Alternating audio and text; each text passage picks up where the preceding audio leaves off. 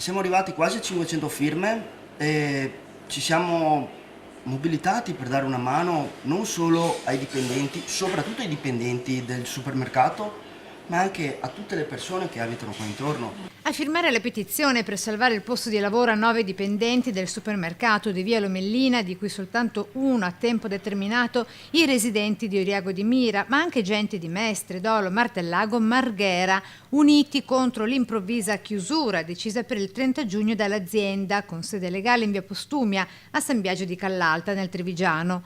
Chiusura, si vocifera, non per crisi, visto che al momento in regione non sarebbe pervenuta alcuna lettera che annuncia lo stato di crisi, appunto. Hanno circa 11 punti vendita nella regione Veneto, abbiamo anche punti vendita a Favaro, a Chirignago e a Scorsè.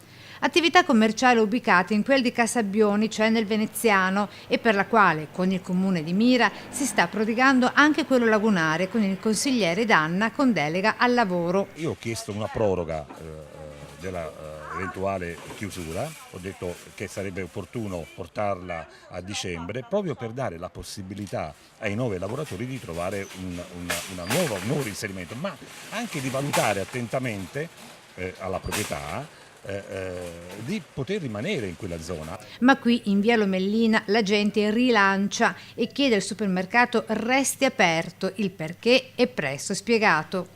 Ma soprattutto anche le persone di anche una certa età che non hanno la possibilità di avere mezzi, di potersi muovere, ce l'hanno qua e sono comodi insomma a prendersi quello che gli serve. Abbiamo paura che diventi un dormitorio in questo, perché non c'è più niente.